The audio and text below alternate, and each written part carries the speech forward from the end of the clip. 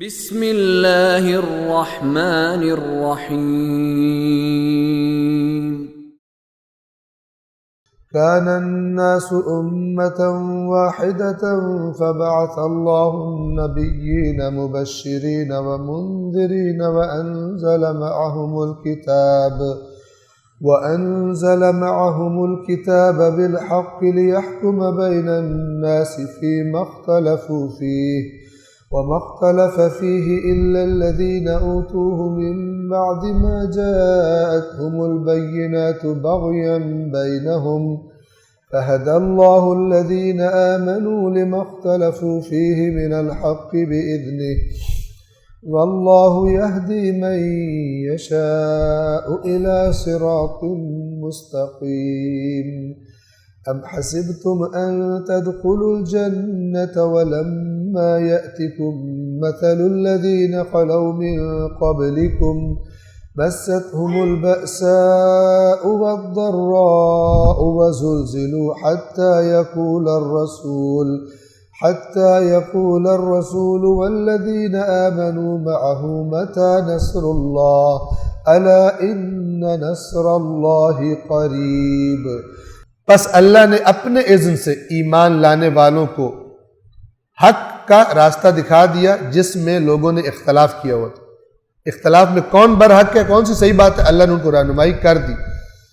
واللہ یہدی من یشاء الی صراط مستقیم، اور اللہ جسے چاہتا ہے سیدھے راستے کی ہدایت کرتا ہے۔ یہاں جسے چاہتا ہے سے کیا مراد ہے؟ پچھلی ساری آیت کو دیکھیں تو آپ کو پتہ چل جائے گا یہ اللہ کے چاہنے سے کیا مراد ہے، نہ کہ پچھلی آیت کو بھول جائے۔ یعنی اللہ کی مشیت یہ ہے کہ وہ ہدایت پہ رہے گا جو تجاوز نہ کرے، جو اپنی حد سے بڑھے بھی اور پھر سمجھے کہ میں سیدھے راستے پر ہوں، یہ اللہ کی مشیت ہی نہیں ہے۔ اللہ خود فرما رہے نا ان کو ہدایت کی جو کتاب پر ایمان لائے تھے، یعنی کتاب کی بات مانی تھی، ان کو ہدایت ہوگی، کیونکہ یہ اللہ ہے جسے چاہتا ہے ہدایت کرتا ہے سیدھے راستے کی، اور اللہ کسے چاہتا ہے؟ جو تجاوز نہ کرے۔ ورنہ اللہ نے خود اسی آیت میں بغین بینہم کو سبب قرار دیا۔ اب میں بغین بھی کروں اور پھر کہوں اہدنا الصراط المستقیم، اہدنا الصراط المستقیم، اور نماز پڑھ کے پھر کسی کو چھرا ماروں، پھر آگے کہوں اہدنا الصراط ہے میں بھرا ہوں، بغین کا بھرا ہوں، لوگوں پہ زیادتی کرنا، لوگوں کے مال کھا لینا، غیر مستحق کو مستحق کی جگہ بٹھا دینا، میرٹ کا لحاظ نہ کرنا، جو میرے ذمہ داری ہے اس میں ایمانداری نہ کرنا، پھر میں کہنا اہدنا الصراط المستقیم، پھر کہنا جو میں ابھی بے ایمانیاں کر کے آیا ہوں، اب میں نے نماز پڑھی ہے اور اللہ کے نبی نے فرمایا جو نماز پڑھے گا اس کے پچھلے گناہ بخشے جائیں گے۔ نماز پڑھ کے گیا پھر وہی گناہ شروع کر دیا، پھر مغرب کی نماز پڑھتے ہوئے کہتا میرے اب زور اثر کے بعد والے سارے گناہ بخشے گئے۔ یہ دین کو تحریف کر کے بنایا، ورنہ اللہ اسی کو ہدایت کرتا ہے کہ جو زیادتی کرنے والا اور حد سے بڑھنے والا نہیں ہے، وہ سیدھے راستے پر ہے، اور جو تجاوز کرنے والا ہے اللہ تعالیٰ پھر اس کو اور اس کی رسی ڈھیلی چھوڑ دیتا ہے کہ اپنی اس گمراہی میں اور آگے بڑھتے رہو۔ واللہ یہدی من یشاء الی صراط مستقیم، جہاں بھی قرآن میں یہ لفظ آئے، جیسے جسے چاہتا ہے گمراہ کرتا ہے، جسے چاہتا ہے ہدایت کرتا ہے، یہ نہیں ہوتا کہ آگے مجمع کھڑا ہوا ہے تو اللہ تعالیٰ کہے کہ اب میں جلدی میں ہوں، یہ جو آدھے کر دو ان کو، ادھر والوں کو پھانسی پہ چڑھا دو، ادھر والوں کو جنت میں ڈال، ایسی یہ مشیت نہیں ہوتی، ٹھیک ہے نا۔ قانون اللہ تعالیٰ کے عدالت کی تابع ہے اس کی مشیت، اگرچہ وہ جو کرے اسے کوئی پوچھ نہیں سکتا، لیکن اس نے خود فرمایا، ایک تو اس نے فرمایا کہ اللہ جھوٹ نہیں بولتا، ٹھیک ہے، اور دوسرا جو فرمایا اللہ ذرہ برابر ظلم نہیں کرتا، لہٰذا ہم کہتے ہیں کہ چونکہ اللہ خود فرما رہا ہے میں ظلم نہیں کرتا اور خود فرما رہا ہے میں سچ بولتا ہوں، ورنہ تو کہیں کہ اللہ ہو سکتا ہے ایویں ہی کہہ رہا ہو کہ میں ظلم نہیں کرتا، کبھی کر بھی دیتا ہوں، نہ، اللہ کہتا ہے میں سچ بولتا ہوں اور پھر فرمایا میں ظلم نہیں کرتا، اس کا مطلب اللہ ظلم نہیں کرتا۔ اس طرح کیا جو آدھوں کو پھینک دو جہنم میں، آدھوں کو ادھر ڈال دو، میرے پاس ٹائم نہیں ہے، ایک مثال دے رہا ہوں آپ کو، یہ نہیں، مشیت خدا وہ اس میں ذرہ برابر بھی ظلم نہیں ہے، وہ برحق ہوتی ہے ہمیشہ۔ صلوات پڑھیں محمد والے۔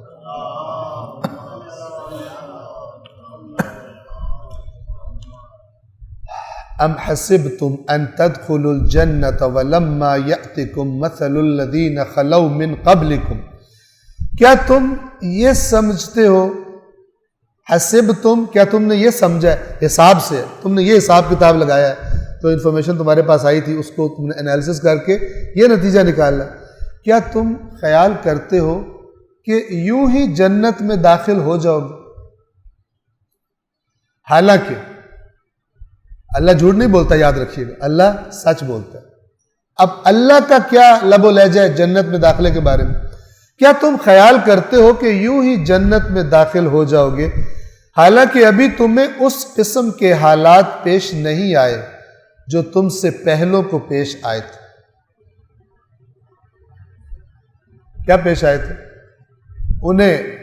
سختیاں اور تکالیف پہنچی، انہیں سختیاں، مستہم البأساء والضراء، بأساء جنگیں، مصیبتیں، جان کا خوف جس میں ہوتا ہے، اس قسم کے خطرات، الضراء مثلا مالی مشکلات، بیماریاں، مصیبتیں، ہر قسم کی آزمائشیں ان پر آئیں، وَزُلْزِلُوا، اور ان کو زلزلو یعنی ان پر زلزلے لائے گئے، ان کو جھنجھوڑا گیا، ہل کے رہ گئے، حتیٰ اتنی زیادہ کہ یہاں تک کہ یقول الرسول والذین آمنوا معہ متی نصر اللہ، اس حد تک جھنجھوڑے گئے کہ یہاں تک کہ رسول اور رسول کے مومن ساتھی پکار اٹھے اللہ کی مدد کب آئے گی۔ اس قدر پریشر میں انہوں نے اس قدر مصیبتیں دیکھی، اس قدر انہوں نے صبر کیے کہ نبی بھی پکار اٹھا اور نبی کے ساتھی پکار اٹھے خدا کی مدد کب آئے گی۔ اب یہ اللہ ان سے کہہ رہے کہ جو بزنس کلاس سیٹ پہ جنت میں جا رہے ہیں، ٹکٹ لے کے بیٹھے ہوئے، ان سے اللہ کہہ رہے کہ تم کچھ اس دنیا میں کچھ کرنا ہے۔ یہ قرآن کی ٹون ہے جنت کے بارے میں جانے، اور ہر چیز 1000 بھی کوئی ہمیں کہے یہ حدیث ہے، قرآن کی ٹون پر چیک کی جائے گی، کیونکہ چیک نہیں ہوتی لہذا سارے جنتی بنے بیٹھے۔ کرپٹ بھی جنت میں گیا بیٹھا کیونکہ اس نے ایک کام جو وہ کر سکتا تھا بڑے آرام سے، اور اس پر اس کو بتایا گیا جو یہ کرتا ہے اس پہ جنت واجب ہو جاتی ہے، تو اس نے سنا، اور سنا بھی اس سے کہ جو آدھی تصویر دکھاتا ہے باقی تصویر نہیں دکھاتا، کہ دوسری حدیث بھی ہے جس نے یہ کیا وہ جہنم میں جائے گا، تو پھر راستہ کون سا ہے؟ مثلا جس نے یہ کیا اس پر جنت واجب ہے، اور جس نے یہ کیا وہ جہنمی ہے، اب وہ جنت واجب والا بھی کام کر رہا ہے، جہنمی والا بھی کام کر رہا ہے، اب کیا کرے گا؟ لہذا اس کو سمجھدار جو دین بتانے والے ہوتے ہیں وہ دوسرا والا بتاتے ہی نہیں ہے تاکہ اس کو ٹینشن ہی نہ ہو کہ میرے کام سے، مثلا اس کو نہیں بتایا جائے گا کہ رشوت لینے والا اور رشوت دینے والا دونوں جہنمی ہیں، ٹھیک ہے نا، اس کو یہ بتایا جائے گا جو کھاتے ہو نا اس میں سے تھوڑا چندہ ہمیں بھی دے دو۔ تو پھر جیسے یہودیوں کے کرپٹ علماء کرتے تھے، علماء برحق نہیں، علماء حق نہیں کہ جن کو دنیا سے غرض نہیں ہوتی، لیکن علماء سو مال کھانے والے، وہ صرف اچھی اچھی میٹھی میٹھی باتیں بتاتے ہیں، ٹھیک ہے، اور لوگ گمراہ ہو جاتے ہیں اس سے۔ حالانکہ اللہ نے کیا فرمایا؟ بشیرن و نذیرا، خوشخبری ساتھ، اور پھر یہ خوشخبری اور ڈرانے میں بھی دیکھنا چاہیے کہ یہاں پر کس دوا کی کتنی ضرورت ہے۔ اگر مایوسی ہوگی لوگوں میں ان کو خوشخبری سنائی جائے، اور اگر دیکھا جائے کہ ان کا تو ایسے کام کرے منہ اتنی خوشخبریاں سنا دی گئی ہیں کہ ان کو امکان ہی نہیں ہے کہ ہم جہنم میں جائیں گے، ان کو پھر ڈرایا جائے تاکہ ان کا نشہ ٹوٹے، تھوڑا بریک پر پاؤں رکھے اور سوچے کہ بھئی ہم کدھر جا رہے ہیں۔ جیسے قرآن کہتے ہیں نا فَأَيْنَ تَذْهَبُونَ، تو تم کہاں جا رہے ہو، کدھر جا رہے ہو؟ یہ راستہ ہے قرآن والا، ان هو الا ذکر للعالمین لمن شاء منکم ان یستقیم، یہ قرآن اور کچھ نہیں، عالمین کے لیے نصیحت ہے۔ کدھر منہ اٹھا کے جا رہے ہو؟ اس قرآن کی طرف مثلا پشت کر کے ادھر سے دیکھو تمہیں جانا کہاں پر ہے۔ تو یہ آیت کیا فرما رہی ہے؟